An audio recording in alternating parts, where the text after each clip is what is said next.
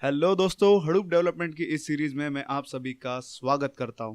और आज का जो हमारा टॉपिक है वो है मैप्रोड्यूस। And those would like to watch this video in English, please check the link in description. तो चलो यार, हम शुरू करते हैं अपना टॉपिक। आज का टॉपिक है हमारा मैप्रोड्यूस का। और आज के जो कंटेंट है उसके अंदर हम देखने वाले हैं traditional way of processing data, जो कि बिग डेटा को प्रोसेस करने का पुराना जो तरीका है वो। मैप्रोड्यूस के अंदर इनपुट कैसे होता है डेटा, आउटपुट क्या होता है मैप्रोड्यूस का, मैपर कैसे काम करता है, रिड्यूसर कैसे काम करता है, मैप्रोड्यूस का वर्कफ्लो भी देखेंगे और एक छोटा सा एग्जांपल है मैप्रोड्यूस के रिगार्डिंग, वो देखेंगे। ठीक है, तो सबसे पहले शुरुआत करते हैं ट्रेडिशनल अप्रोच से। अभी आप देख रहे हो इस फिगर के अंदर वेरी बिग डेटा, सबसे मतलब बहुत बड़ा डेटा था। सबसे पहले क्या होता था, मतलब जब भी हडूप ने उससे पहले क्या होता था, बहुत बड़ा डेटा रहेगा आपका, उसको स्प्लिट किया जाएगा। मतलब उसका अगर मेरी 100 GB की फाइल है तो उसको मैंने 20-20 या फिर 25-25 GB की फाइल्स करके अलग अलग सिस्टम्स के ऊपर भेज दिया। ठीक है, वो सारी 25 GB की फाइल्स सारी सारी सिस्टम्स के ऊपर जाएगा। उसके बाद अगर हमें वो डेटा प्रोसेस करना है तो हर एक सिस्टम के ऊपर आपको कोड करना पड़ेगा, हर एक सिस्टम के ऊपर आपको कोडिंग करनी पड़ेगी। अगर आप स्मार्ट हो तो जो यहाँ पे कॉपी मतलब बनाया प्रोग्राम उसको कॉपी पेस्ट भी कर सकते हो। ठीक है, तो कॉपी पेस्ट किया जाता था वो प्रोग्राम हर सिस्टम के ऊपर, और उस तरह से प्रोसेसिंग चलती थी। और जब भी वो प्रोसेसिंग खत्म हो जाए उसके बाद वो जो उसका रिजल्ट आया हुआ होगा, मतलब जो भी उस कंपटीशन का रिजल्ट है उसको फिर से समराइज करना पड़ता था, मतलब उसको एग्रीगेट करना पड़ता था उस रिजल्ट्स को, और उससे कंबाइन करने के बाद बनता था अपना फाइनल रिजल्ट। अब इसके अंदर चैलेंजेस क्या क्या थी। पहला चैलेंज ये था कि हमें वो डेटा को स्प्लिट करना है। चलो मैंने 100 GB बोल दिया तो आप बोलोगे यार यार नहीं ठीक है, हो सकता है। लेकिन मैं बोलूँ यार चलो 500 TB करो स्प्लिट। 50 सिस्टम है मेरे पास, 50 सर्वर है मेरे पास, 500 TB ऑफ डेटा मैं आपको देता हूँ। करते बैठो 10-10 TB एक एक सिस्टम के ऊपर स्प्लिट। मुश्किल काम है। मतलब डेटा को आप ही सोचो यार, 10-10 GB डेटा कॉपी करने को, 10-10 TB डेटा कॉपी करने को कितना टाइम जाएगा। ठीक है, तो सबसे पहला टास्क था कि हमें वो डेटा कॉपी करना पड़ता था अलग अलग सिस्टम्स के ऊपर। तो वो डेटा जब कॉपी हो जाता था उसके बाद फिर से प्रोसेसिंग के लिए हमें वहाँ पे कोडिंग करनी पड़ेगी, अलग अलग जगह पे प्रोग्राम लिखने पड़ेंगे। वो प्रोग्राम लिखने के बाद वो जो रिजल्ट है वो आएगा। मतलब यहाँ पे जो मैचेस लिखा हुआ है, और बहुत लोग सोच रहे होंगे ग्रेप क्या है। GREP ग्रेप जो है ये फाइंड के लिए यूज़ किया जाता है लिनक्स में। मतलब अगर हमें कुछ चीज़ ढूंढनी हो तो मतलब अगर किसी टेक्स्ट फाइल के अंदर मुझे कुछ कुछ ढूंढना वगैरह होगा तो ये सिर्फ ग्रेप वगैरह कमांड है। ठीक है, तो ग्रेप मतलब सिंपल वर्ड्स में समझ लो मैंने फाइंड करने के लिए, डेटा कुछ फाइंड करने के लिए इसलिए डाला है, वो भी रेफरेंस लेकर डाला है हमने बहुत जगह से। तो मैचेस जो है वो है आपके रिजल्ट जो आएगा वो स्टोर करना पड़ेगा आपको। उसके बाद वो रिजल्ट को एग्रीगेट करना पड़ेगा। मतलब ये जो सारी 4-5 चीज़ें आई है ये आपको एग्रीगेट करनी पड़ेगी और उसके बाद आपको फाइनल रिजल्ट मिलेगा। ये था अपना ट्रेडिशनल अप्रोच। तो इसको मैप्रेडिस ने कैसे बीट किया क्या सब देखेंगे, चिंता नहीं, आगे चलते हैं। मैप्रेडिस के अंदर सबसे पहले देखेंगे इनपुट कैसे होता है डेटा, आउटपुट कैसे होता है। सबसे पहली और इम्पॉर्टेंट बात, मैप्रेडिस के अंदर जो भी डेटा जाएगा वो रहेगा की वैल्यू पेयर के अंदर, और जो भी आउटपुट मिलेगा आपको वो भी रहेगा की वैल्यू पेयर के अंदर। सो सादे मतलब सिंपल शब्द में अगर आपको याद रखना है तो एवरीथिंग इन मैप्रेडिस इज अ की वैल्यू पेयर। ठीक है, तो सबसे पहले मैपर को इनपुट कहाँ से मिलता है। मैपर के जो मैप फंक्शन रहता है उसको इनपुट मिलता है, अपनी इनपुट जो फाइल होती है वो जो हमें इनपुट करनी पड़ती है उसके अंदर। तो इनपुट फॉर्मेट का एक जो क्लास होता है, मतलब जैसे टेक्स्ट इनपुट फॉर्मेट वगैरह हो गया, तो ये जो क्लास है ये मदद करते हैं कोई भी फाइल मैप में मैप फंक्शन को इम्पोर्ट करने के लिए। ठीक है, तो मतलब डेटा मैप तक लाने के लिए इनपुट फॉर्मेट क्लास रहता है। उसके बाद हम कुछ कोडिंग करेंगे, फिर मैपर का जो आउटपुट रहेगा, ठीक है, वो हम डिसाइड करते हैं। डेवलपर बिजनेस लॉजिक लिखेंगे हम उसके लिए, और हम आउटपुट निकाल लेंगे आउटपुट इससे मैपर के आउटपुट से। तो मैपर का जो आउटपुट है वो दिया जाएगा आपके रिड्यूसर को।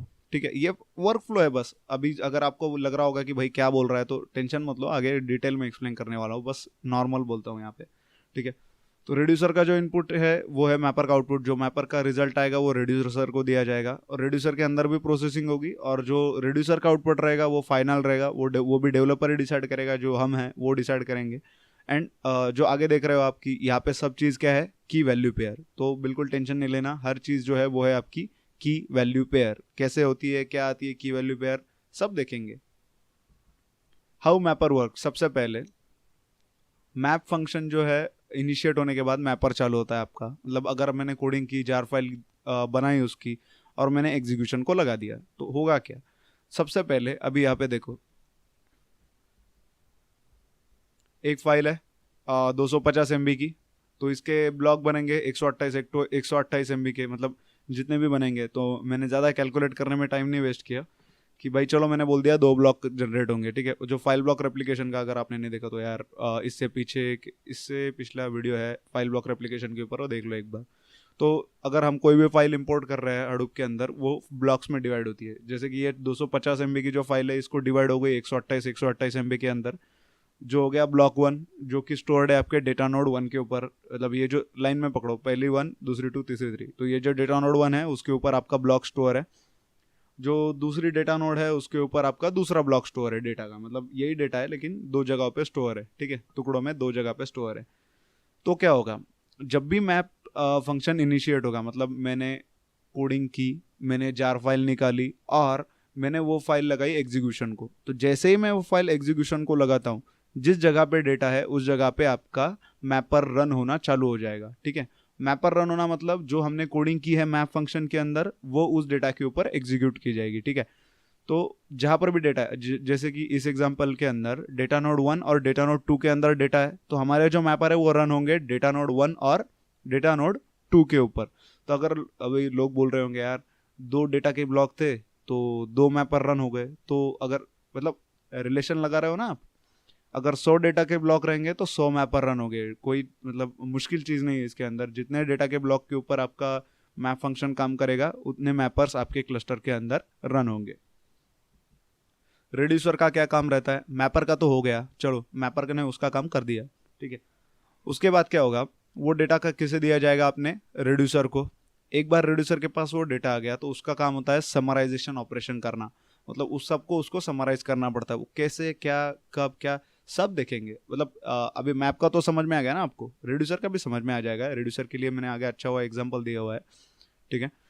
तो रिड्यूसर का काम है समराइजेशन ऑपरेशन करना, कि जो भी डेटा आएगा उसको वो समराइज कर देते जाएगा। और बाय डिफ़ॉल्ट एक ही रिड्यूसर रहेगा, जैसे मैंने बोला जितने आपके ब्लॉक है उतने मैपर तो रन हो जाएंगे, लेकिन पूरे क्लस्टर में एक ही रिड्यूसर रहेगा। ये कॉन्फ़िगरेबल है, आप कॉन्फ़िगर कर सकते हो। एक आउटपुट अगर आपको चाहिए तो एक रिड्यूसर रहेगा, अगर आपको मल्टीपल आउटपुट चाहिए तो अलग अलग रिड्यूसर आप लगा सकते हो, वो आपकी मर्जी है।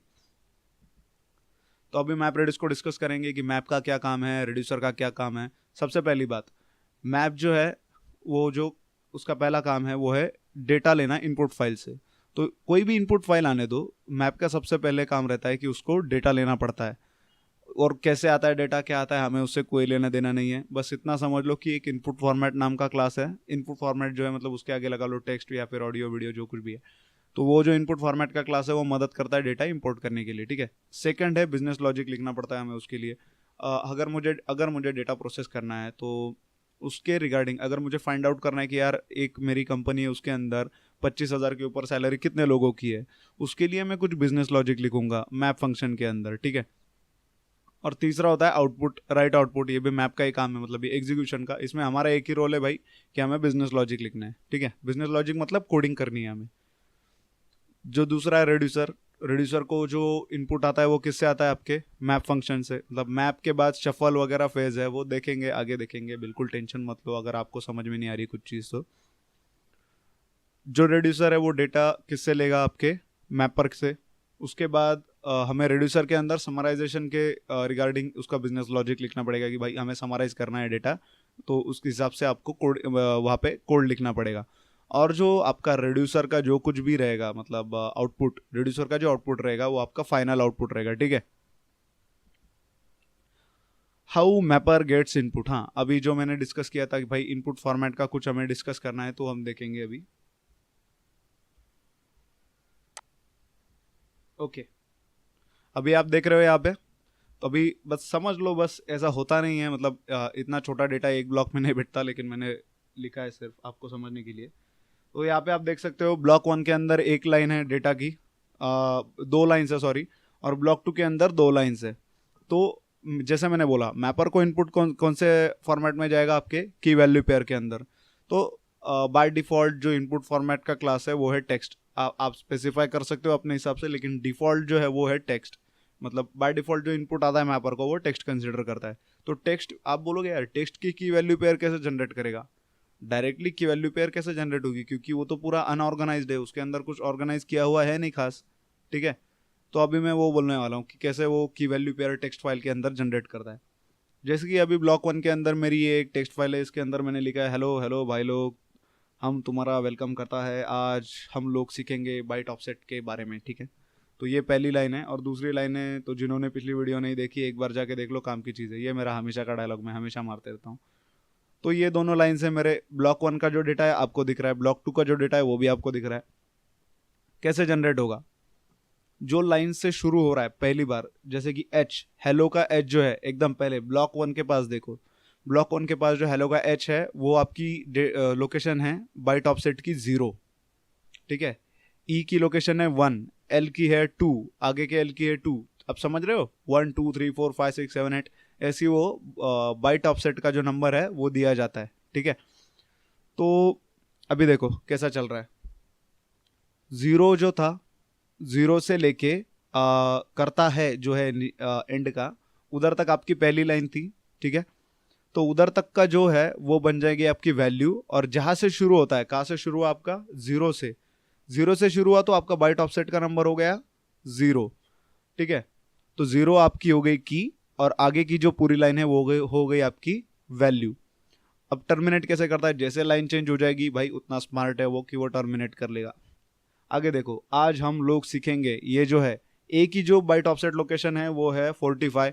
अगर किसी को डाउट है भाई काउंट करते बैठो हर एक जगह पे, और बहुत लोग बोलेंगे कि ये बीच में हेलो हेलो के बीच में जो स्पेस है, या फिर हेलो भाई लोग, ये जो वाइट स्पेस है बीच के अंदर वो भी बाइट ऑफसेट कंसिडर होता है, उसको छोड़ना नहीं है। तो जिसको काउंट करना है एक बार करके देखो, तो जो आज हम लोग का जो ए है उसका जो लोकेशन है वो 45 मिलेगा। तो 45 लोकेशन के ऊपर दूसरी लाइन चालू हो रही है, तो 45 लोकेशन के ऊपर दूसरी लाइन होगी, तो 45 हो गई आपकी की, और आगे का जो पूरा सेंटेंस है वो हो गया आपकी वैल्यू।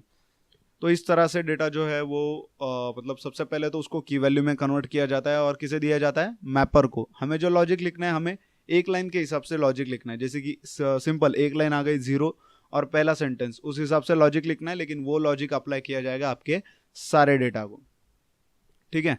तो सबसे पहले अभी और एक बार देखेंगे कि मैप का आउटपुट कैसे आता है। तो ये जो नीचे आप देख रहे हो मैप का आउटपुट, सबसे पहले मैंने सारी चीज़ें नहीं लिखी, हेलो एक बार आया, उसके बाद एक बार हेलो आया, तो इसके अंदर जितनी भी चीज़ें आई, जितने भी वर्ड्स आए, उसको उसने काउंट किया और उसके सामने लिख दिया भाई ये एक बार आ चुका है। शफल का जो फंक्शन है वो मैप के मतलब मैप के हिसाब से ही चलता है, मैप के अंदर ही होता है शफल भी, मतलब ये फंक्शन वगैरह नहीं, डायरेक्टली लॉजिक होता है ये।